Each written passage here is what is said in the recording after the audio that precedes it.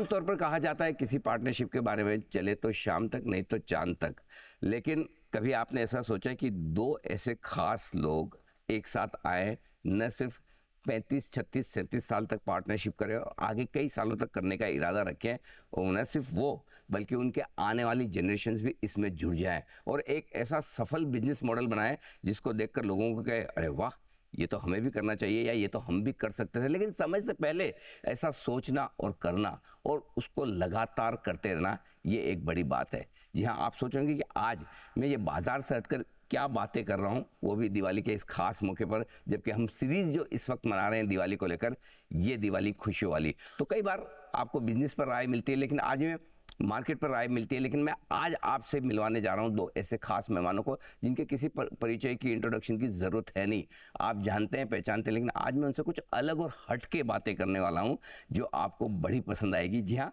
मेरे साथ जुड़ रहे हैं मोतीलाल ओसवाल फाइनेंशियल सर्विसेज के दोनों ही फाउंडर मोतीलाल ओसवाल साहब और रामदेव अग्रवाल साहब। सर, बहुत बहुत स्वागत है आप दोनों का जी बिजनेस पर। पहले तो आप दोनों को, आपकी पूरी टीम और आई एम श्योर अब लाखों से करोड़ों में हो चुके होंगे आपके कस्टमर्स, उन सबको दिवाली की बहुत बहुत शुभकामनाएं जी बिजनेस की तरफ से। धन्यवाद अनिल जी, आपकी टीम और आप पूरी चैनल और सब दर्शकों को हमारी तरफ से भी दीपावली की बहुत बहुत शुभकामनाएं। एक ऐसा बिजनेस है आपका, स्टॉक ब्रोकिंग, वेल्थ मैनेजमेंट का, लोगों को लगता है कि भाई बहुत कंप्लायंस है, इतने झंझट हैं, ये देखो वो देखो, ये रिपोर्टिंग करो वो रिपोर्टिंग करो, और आमतौर पर कोई लिस्ट होना नहीं चाहता, है ना। शांति से क्यों बार बार हर 3 महीने बाद जाकर अनिल जी को जवाब देना है, इंटरव्यू देना है, पूछेंगे क्या प्रोजेक्शन है, कितना कमाया, आगे क्या करेंगे। आपने कैसे 1987 से पार्टनरशिप शुरू करके ये सोचा, शायद 2008 में आपका आईपीओ आया था, राइट? तो ये लिस्ट होकर एक आपने किस तरह से ये थॉट प्रोसेस आई कि हाँ हमें कॉर्पोरेट बनना है, लिस्ट होना है और इस तरह से बिजनेस को आगे बढ़ाना है? तो अनिल जी, जब हमने 1987 में जब बिज़नेस चालू किया था, तो हमको भी नहीं पता था कि भाई बिज़नेस कितना बड़ा बन सकता है और हम लिस्ट भी हो सकते हैं, या आज जो 14-15 हज़ार करोड़ का मार्केट कैप इतना हो सकता है। बट एक मुझे लगता है कि जुनून था और एक डिटर्मिनेशन था और कुछ ना कुछ करने की इच्छा थी, तो एटलीस्ट वहाँ से चालू किया। 87 में सीए हमने पास किया, रामदेव मैंने दोनों ने एक ही हॉस्टल में थे हम लोग साथ में, तो वहाँ से शुरुआत की। और आई थिंक वीवर, जैसे बोलते हैं कि आप सब सही समय पर, right time and the right kind of I think opportunity, तो सही समय पे आई थिंक मार्केट भी उस टाइम काफ़ी छोटे लेवल पे थे, लेकिन एक इरादे के साथ एक आपका कहीं ना कहीं एक तकदीर का भी बहुत बड़ा हाथ होता है। So we were at the right time, the right place and with the right partner. I think एक अच्छे भागीदार के साथ एक अच्छा एक शुरुआत थी। सो मेहनत, ईमानदारी, लगन, पैशन और आई थिंक भागीदारी के साथ एक अच्छा लक भी था हमारे साथ। हमारे लिए तकदीर भी अच्छी थी कि हम ये मुकाम पे पहुंचे हैं। लेकिन सर, रामदेव सर, लेकिन 15 साल हो गए आपके आईपीओ को, लेकिन मुश्किल से 300-400 करोड़ का आईपीओ था। उसके बाद 2-3 बार तो आप वैसे ही बायबैक कर चुके हैं। 300-400 करोड़ का आईपीओ, 1300 करोड़ तो आप पहले 6 महीने में इस बार कमा चुके हैं, राइट? 2-2.5 हज़ार करोड़ की आपकी सालाना कमाई है। क्या वाकई में आईपीओ लाने की ज़रूरत थी आपको? और क्या आपको वैसे लगता है कि एक ब्रोकर को लिस्ट होने में फ़ायदे ज़्यादा हैं? क्या बदलता है एक्चुअली? देखिए, आईपीओ लाना तो बहुत ज़रूरी था, क्योंकि हम लोगों ने जब भी कॉर्पोरेट हुआ 96-97 में, तब से हमने सोचा था कि we want to build something which is going to last beyond us. एक कंपनी का जो स्ट्रक्चर आपको मालूम है, जॉइंट स्टॉक कंपनी का, वो रिस्क डिस्ट्रीब्यूशन के लिए होता है। तो वो जो एक कंसेप्ट था, उसको आप या तो आप उसको प्राइवेट, मतलब कंपनी बना के भी आप प्राइवेट रख सकते हो, और कंपनी बना के एक्चुअली उसका जो रियल यूज़ है वो कर सकते हो आप। तो हमने तभी से डिसाइड करा था कि हमको ऐसा कॉर्पोरेट एंटिटी बनाना है जो हमसे आगे, हम तो 25-50 साल जिएंगे, उसके आगे भी बहुत बड़ा बने हो। जो अमेरिकन कॉर्पोरेशंस, ग्लोबल कॉर्पोरेशंस जो होते हैं, उस टाइप का कुछ बनाए, उसके लिए नींव रखे थे हमने जब हम कॉर्पोरेट बने 96-97 में। तो वो धीरे धीरे जो है ना, वो बात चल रही थी। फिर उसके बाद 2006-07 में फिर बात आई कि भाई अब टाइम आ गया है कि आप, एक्चुअली हमने छोटा सा प्राइवेट इक्विटी भी किया था, जो अभी आजकल होता है आईपीओ के पहले। और फिर उसके बाद हमने 2003 में हमने स्टाफ को स्टॉक भी दे दिया था। अच्छा, 2003 में? उस जमाने में? हाँ, उस समय दिए थे, कोई लिया नहीं था, बोले इस कंपनी की क्या कीमत है। हाँ, सो कुछ 5-10 करोड़ के, 5 करोड़ या 7 करोड़ के वैल्यूएशन में हम पूरी कंपनी देना चाहते थे। एंड उसके बाद भी 10-20 लोग को दिए, 25 लोग को दिए, उसमें 2-4 लोग ही लिए एनीवे। तो उस समय से हमारे मतलब मंशा बन गई थी कि इसको तो आईपीओ तो करना ही है, मतलब पब्लिक तो करना ही है। जैसे आप बोलते हैं म्यूचुअल फंड सही है, ऐसा लिस्टिंग सही है करके कंपनी चलाना चाहिए। तो क्या गेम बड़ा होगा। अभी मतलब 4,000 कंपनी लिस्टेड है, कम से कम 10,000 कंपनी लिस्टेड होना चाहिए, ताकि खेल में मजा आएगा और बाजार के भाव भी नीचे गिरेंगे। जब सप्लाई आएगा शेयर्स का, तो जो अभी जो थोड़ा मतलब थोड़ा गर्मी है वो थोड़ा कम होगा और वो बहुत अच्छा होगा, रिजनेबली प्राइस हो जाएगा। पहला वहाँ भी इन्वेस्टर ऐसा देखा है मैंने जो कहता है कि भाव नीचे आए सर। आप पहले नहीं, भाव इन्वेस्टर रिजनेबल हो, समझे ना। लेकिन चूंकि आज मेरा फोकस ज़्यादा आपके बिजनेस से रिलेटेड जैसे आपने क्रिएट किया है, अब आपकी दोनों की नेक्स्ट जनरेशन भी बिजनेस में आ चुकी है और आपके साथ भी काम कर रही है, तो दो चीज़ें हैं। एक, इस जनरेशन से नेक्स्ट जनरेशन में बिजनेस जो शिफ्ट होता है उसमें क्या सावधानियां रखनी होती है और क्या फ़ायदे होते हैं, ये मैं ज़रा समझना चाहता हूँ आपसे। देखिए, सावधानी तो एंड ऑफ द डे कि भी आपका वेवलेंथ कैसा है। बिकॉज जब दो लोग साथ में काम करते हैं, अभी ना दो जनरेशन अगर साथ में काम करेगी, लेकिन सबका ऑब्जेक्टिव ये होता है कि भाई एटलीस्ट बिजनेस कम्स फर्स्ट, उसके बाद एटलीस्ट क्या सबकी अपनी अपनी प्रायोरिटी होती है, सबका अपना अपना पैशन होता है।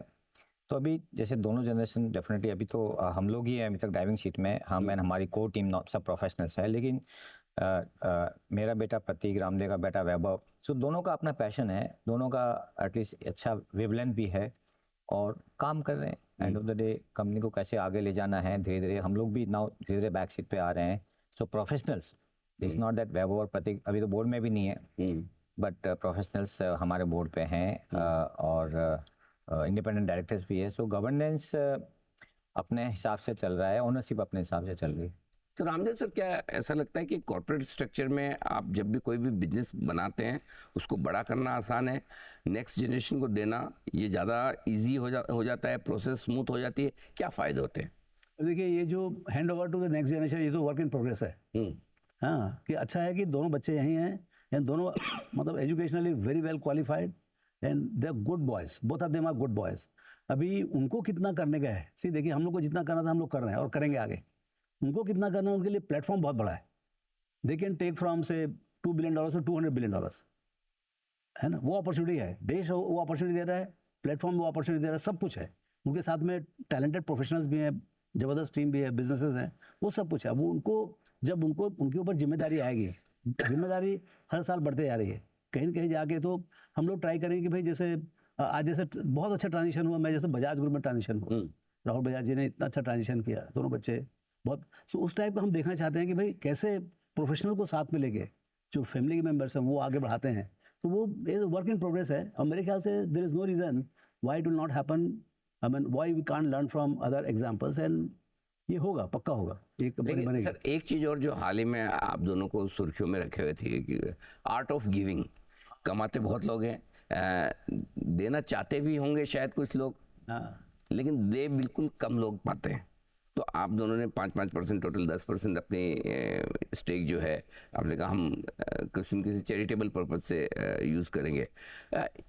थॉट कहाँ से आया, कैसे आया है और क्या करना चाहते हैं? देखिए, देना तो था ही, मतलब बफेट साहब से भी, मतलब चक फिनी जो है उनके गुरु हैं इन गिविंग। मेरे लिए वेल्थ क्रिएशन के लिए गुरु हैं बफेट साहब, और वेल्थ गिविंग के लिए गुरु हैं Chuck Feeney. Okay. Bill Gates, Warren Buffett, बहुत लोग जो ये गिविंग का जो ये है पूरा, वो पूरा मूवमेंट चालू हुआ है चक फिनी से। लेकिन जो इतना बड़ा मतलब वेल्थ क्रिएट होने वाला है, इस हमको इतना मालूम है कि ये मतलब 20-25% कंपाउंडेड वेल्थ क्रिएट होगा। आप समझिए, यदि मान लो अभी 15,000 करोड़ है तो 10 साल में हो सकता है 1 लाख, 1.5 लाख, 2 लाख करोड़ हो जाए। उसको करोगे क्या आप? So it is better that we use it for the society. जिस सोसाइटी ने हमको दिया कि हम सीए बने तो हमको हॉस्टल मिला, हमको किसी ने कोई गुरुजी ने पढ़ाया, मतलब जो एजुकेशन का जो बेनिफिट मिला इस कंट्री में, वो चीज़ हम कम से कम दे तो सही जितना बन सकता है। अरे भाई, 100% थोड़ी नहीं दे रहा हो आप तो अभी तो 10% कमिट किया, वो भी एग्जीक्यूट करने का बाकी है। तो क्या है, giving is a noble thought and giving of knowledge. Giving of money तो ठीक है, मतलब हम तो like we are drop in the ocean, but giving of knowledge, that is the biggest gift. Giving in every possible way will make us very happy.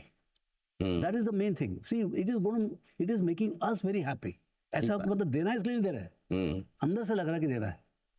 हाँ, एक समय होता है जब लेने में बड़ी खुशी होती है, एक समय के बाद देने से खुशी मिलती है। आप उस स्टेज पे भी आ चुके हैं और जाहिर सी बात है ईश्वर ने इतना आपको सबल बनाया है। मैं कुछ ऐड करूंगा। रामदेव ने जैसे बताया कि भी ये जो गिविंग है, तो मुझे लगता है कि ये हमारे डीएनए में है।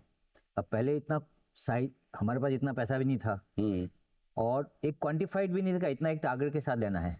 बट मैं जो कम्युनिटी, अपने जो फैमिली से आता हूँ, समाज से आता हूँ, जैन समाज में हमेशा हम लोग चैरिटी तो करते थे, लेकिन फॉर्म अलग था, करेक्ट। क्वांटिफाइड नहीं था। तो मुझे लगता है कि एक परसेंटेज का जितना अपने पास आता था, कभी पहले क्या होता था, समाज के लिए कुछ लगा दो, अपने साधर्मिक, हम जो बोलते हैं साधर्मिक के लिए कुछ दे दो, मंदिर, उपासना, साधु भगवान की सेवा, उसमें सब कुछ लगाते थे। हमारे फैमिली में मेरी साधवी है, तो पहले ही एक देने का तो था ही, डेफिनेटली एक था। बट जब हमको लगा कि यार ये अभी स्केल बहुत बड़ा है, जब आप फिलोसॉफी पढ़ते हो, धार्मिक एक्टिविटीज पढ़ते हो, दूसरे लोगों से सीखते हो, तो लगता है कि अल्टीमेटली यार अपनी नीड कितनी है।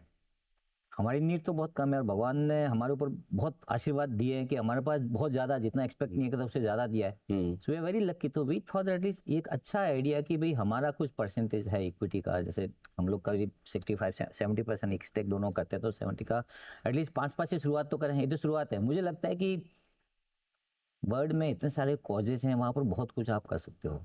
आई think the idea is to think start somewhere and then give it more, जहाँ पर आपका बिलीफ है। तो हमारे फाउंडेशन का बिलीफ ये है कि भी एजुकेशन बहुत बड़ा एक कारण है और दूसरा हेल्थ केयर है। 2 सेक्टर हमने डिफाइन किए हैं कि उसमें हम कैसे दूसरों को जो अच्छी संस्था है वो दे सकते हैं।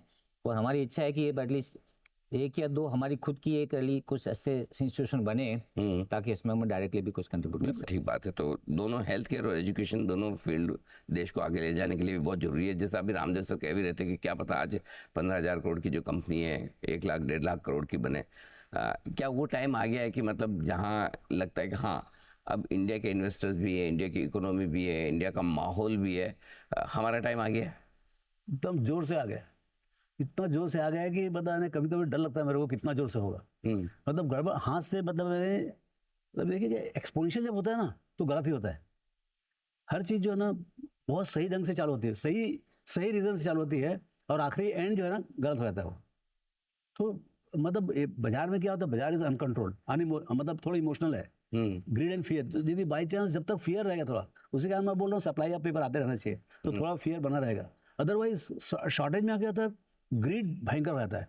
तो जो बाजार, मतलब अर्निंग्स तो बढ़ेगा 15% से, बाजार बढ़ गया 25% से, तो कहीं कहीं जाके वो ऐसा माहौल हो जाता है कि उसमें फिर वो कोलैप्स होता है। सरकार, रेगुलेटर सब एक साथ आएंगे और पूरा खत्म हो जाएगा, गलत लोग आ जाएंगे अंदर और गलत काम होने लगेगा। तो ये जो है, मतलब मेरे को लगता है ये शुरुआत है। पिछले 25 साल में आपने 10-12 ट्रिलियन जमा किया सेविंग्स, जो मोती बोल रहा था। अगला 25 साल में 100 से 150 ट्रिलियन आएगा और चालू है कार्यक्रम। तो ये तो स्टार्ट ऑफ द सुनामी समझ जाओ, सुनामी जैसे होता है ना ऐसा। तो सुनामी का शुरुआत है, एकदम आप फुटहिल में हो आप। अब उसका क्या शेप होगा, किस सेक्टर में आएगा, किस कंपनी में होगा, कितना बड़ा होगा, और रेगुलेटर्स का काम है कि उस सुनामी को कंट्रोल में रखे हो। तो ये जो हम जो पहले बात की, वो लिस्टिंग से ही वो कंट्रोल होगा, वो सप्लाई ये प्रमोटर से ही आने वाला है, बाकी सब खिलाड़ी हैं। करेक्ट। तो मेरे को लगता है कि ये अनयूजुअल टाइम है। इतनी बड़ी इकोनॉमी में इतना बड़ा विजिबल चेंज बहुत कम होता है। मतलब चाइना में जो हुआ 20 साल में, कि वहाँ स्टॉक मार्केट सिस्टम उतना अच्छा नहीं, उसके बारे में हमको नॉलेज भी कम है।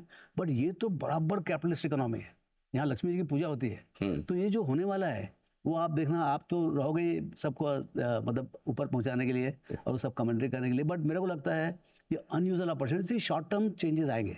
ऐसा नहीं कि 6 महीने में सब कुछ उड़ जाएगा, लेकिन आप यदि 5 साल 10 साल देखेंगे तो you can not believe where you are sitting. आपने दिवाली की बात की, लक्ष्मी जी की पूजा करते हैं। मैं कुछ सवाल आपसे दिवाली से रिलेटेड ही पूछता हूँ।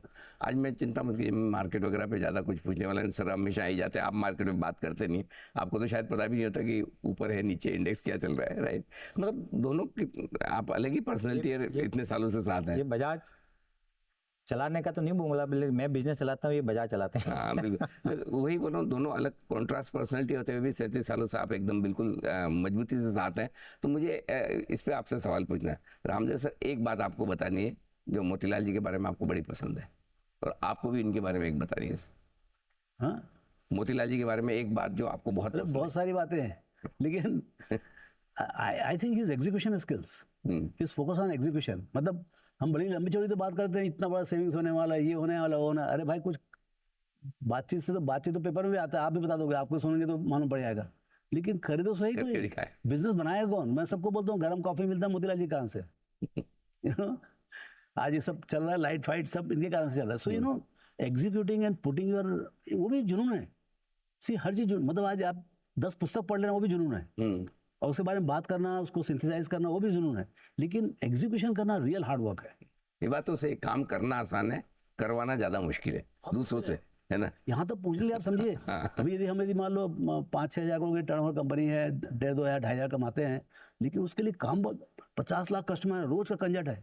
रोज का कंजट है. मतलब 1000 कंप्लेंट्स आते हैं. मतलब 1 घंटे के अंदर, पहले 1 घंटे के अंदर में रिजॉल्व होता था, अभी 30 मिनट के करो, अभी 10 मिनट में करो, अभी इंस्टेंट करो, क्योंकि सेबी लगा हुआ आपके पीछे. T+15 को T+1 कर दे बोलता है, T+0 करेंगे बोलता है, T+1 आवर. तो मतलब एग्जीक्यूशन चैलेंज तो आएगा ही ना. Software, brand, technology, people. Motilal ji, आपको क्या पसंद है सबसे ज़्यादा रामदेव सर के बारे में? नहीं देखिए, इनका जो पैशन है जो मार्केट के बारे में, और जो आई थिंक एक जो नॉलेज फर्स्ट जो हम लोग प्रैक्टिस करते हैं, एक वो पैशन ऑन रिसर्च, इन्वेस्टिंग, तो एक जुनून है. और आई थिंक उसी जुनून से हम लोग को काफ़ी एक एनर्जी मिलती है कि एटलीस्ट इतना एक पैशन के साथ ये बंदा बोल रहा है, तो कहीं ना कहीं तो डेफिनेटली आई थिंक बहुत बड़ा आगे अपॉर्चुनिटी है. So I really just keep converting that passion into the kind of I think action to make sure that that passion is utilized not only for investing but creating as a business. बिल्कुल. तो दोनों अलग अलग अपने field में master है. Sir, Diwali की बात है तो दिवाली क्यों खास है या क्यों आपको ज़्यादा पसंद है, इसमें मैं सवाल लेता हूँ. मतलब कोई एक वजह है जिसको कोई याद हो, या कोई इसकी वजह से कि इसलिए हमें दिवाली बड़ी पसंद है? दिवाली में मेरे को सबसे ज़्यादा पसंद आता था फटाके का. एक तो पहली बात, स्कूल की छुट्टी होती थी 1 महीने की. पटाखे बंद होने का? नहीं, पहले तो 1 महीने छुट्टी होती थी. हाँ. सब खूब खेलो, उसमें मजे था, ये करो. दूसरा ये पटाखे फोड़ने का बहुत मजा आता था. I am just remembering my childhood, you know. So these were 2 things, and then you know, so a lot of fun, you know. पूजा पाठ हो तो मतलब it was, पूजा पाठ तो बहुत सेकेंडरी था मेरे लिए. ठीक बात है. हमारी आई थिंक दिवाली मतलब लोगों से मिलना, झुलना, सेलिब्रेट करना, साथ में खाना, साथ में बैठना. तो आई थिंक एक बहुत बड़ा एक सोशल हमारे लिए एक प्लेटफॉर्म है, एक ओकेजन है, और खुशियों का एक माहौल बनता है. सब लोग पहले जब दिवाली होती तो सब लोग मिलते थे एक जगह, कहाँ से कौन आ रहा है, फिर मिठाई बांट रहे हैं, खा रहे हैं, पी रहे हैं, तो एक मस्ती होता है. तो एटलीस्ट एक जो हमारा जो सेलिब्रेशन और फन पार्ट होता है ना, उसमें बहुत मजा आता है सबको. तो फिर ज़रा आपकी फेवरेट मिठाई, फेवरेट पटाखा कौन सा, वो भी बताइए. और ये फेवरेट मिठाई जोधपुर की, मतलब आप जोधपुर को, मैं भी वहीं से आता हूँ, अभी परसों वहीं से आया, तो गुलाब जामुन और एकदम मावे की आपकी कितनी की चक्की जो है. हाँ, चक्की. मिठाई में तो बहुत पसंद है. ऑफकोर्स नमकीन में आपका जोधपुर की कोई भी मिठाई हो. कचौरी आती है, तो आई थिंक एक अलग एक उसका टेस्ट होता है. बहुत मजा आता है खाने में. सर, आपको तो मिठाई के साथ पटाखे भी बताने पड़ेंगे. आपने तो बोला कि मुझे पटाखे चलाना बड़ा पसंद है. मतलब पहले तो पागल ही था पूरा फटाखे के लिए. अभी तो पता है बच्चे जो है, मतलब वैभव, प्रतीक, ये सब दिवाली में जैसे पूरी तैयारी है, यू नो. तो वो अब मतलब चलाने में कम मजा आता है, देखने में बहुत मजा आता है कि सब बच्चे चला रहे हैं, दौड़ रहे हैं यहाँ वहाँ, and it's fun watching it. लेकिन अभी क्या है, ये सब अभी जो एनवायरनमेंट का जो हो गया, पॉल्यूशन का जो हो गया, इतना ज़्यादा, मतलब इतने ज़्यादा फटाखा चल रहे हैं कि मतलब थोड़ा सा पॉल्यूशन का प्रॉब्लम हो रहा है. So we have to be also constrained, we have to be. तो वो एक चीज़ हो रहा है. बट बाकी फिर भी पार्टी, अभी तो नया तो पार्टी टाइम हो गया ना. अभी मतलब रोज पार्टी है. रोज दिवाली पार्टी. हाँ, तो अभी ये सोचिए, अभी $4 ट्रिलियन में इतनी पार्टी हो रही है. मतलब 7-8 साल के बाद देखना आप, मतलब दिवाली की पार्टी भी मतलब डेस्टिनेशन होगा, समझ लगता है. क्या बात है. बड़े बड़े आइडियाज दे रहे थे. अच्छा सर, शो ख़त्म करूँ उससे पहले एक राय आपसे लेना चाहता हूँ, क्योंकि आप बिजनेस साइड में हैं, आपके लाखों करोड़ों इन्वेस्टर्स हैं, कस्टमर्स हैं. स्पेशली 2020 के बाद कई नए यंगस्टर्स आए हैं, जेनजी, मिलेनियल्स, है ना, यूथ है, और फीमेल इन्वेस्टर्स, ट्रेडर्स काफ़ी है. उनको आप क्या सलाह देंगे? देखिए, मुझे सबसे बड़ा जो एक जो आप बोलेंगे कंसर्न देखेंगे, या एक बहुत बड़ा एक चैलेंज जो हमें दिखता है, कि जितने भी नए लोग जा रहे हैं, यंगस्टर्स वगैरह जो भी आ रहे हैं ना, समवेयरली सबको पैसा जल्दी बनाना है. Everybody wants to make quick money, और इसके लिए क्या है, मैक्सिमम पार्टिसिपेशन मार्केट में आपका ऑप्शन और फ्यूचर ऑप्शन का हो गया है. जहाँ पर अगर आपकी समझ है और आपकी रिस्क अच्छी है तो डेफिनेटली पैसा बनने का अपॉर्चुनिटी है। लेकिन मैंने देखा हूँ कि ऑप्शन और फ्यूचर एक्चुअली इससे वेल्थ क्रिएट लॉन्ग टर्म बहुत कम लोगों को आता है, लेकिन ज़्यादा लोग नुकसान करते हैं। तो मैं तो यही करूँगा कि भाई एटलीस्ट सोच समझ कर इन्वेस्ट करो आप, ओके। और ऑप्शन फ्यूचर में आप मत जाइए, पहले अपना छोटा सा इन्वेस्टमेंट लॉन्ग टर्म के देखिए, बिकॉज शॉर्ट मार्केट में आप लॉन्ग टर्म में रहेगा तो पैसा बहुत बनेगा। करेक्ट। शॉर्ट टर्म में आएगा जाएगा, ज़्यादा जाएगा आएगा तो कम। सो आई थिंक उनका जो रिस्क जो एपेटाइट है वो उनको समझना चाहिए और कम से कम ऑप्शन एंड फ्यूचर में खेलना चाहिए, अनलेस आपको उसका एक कोई स्ट्रेटजी है, आपको ज्ञान है, स्टॉप लॉस है। लेकिन बड़ा दर्द होता है, सब बहुत सारे लोग नुकसान करते हैं। ठीक। आने में धीरे धीरे समय लगता है, जानने में ऑप्शंस नहीं हो रहा। वो कहते हैं कि वेपन्स फॉर मास डिस्ट्रक्शन। ऐसा तो आता है, मतलब सीढ़ी के जैसे आपको हार्ड वर्क है, लेकिन लिफ्ट की जगह एटलीस्ट क्रैश जल्दी होता है। लिफ्ट भी नहीं, आजकल तो ऊपर से ही धक्का दे देते हैं, ऐसा हाल है कि लिफ्ट से भी हो तो ठीक है। तो क्या पेशेंस और स्ट्रेटजी दोनों चाहिए उसमें। रामदेव सर, नए पुराने सभी तरह के इन्वेस्टर्स को आपकी राय सर? देखिए, दो सजेशन है।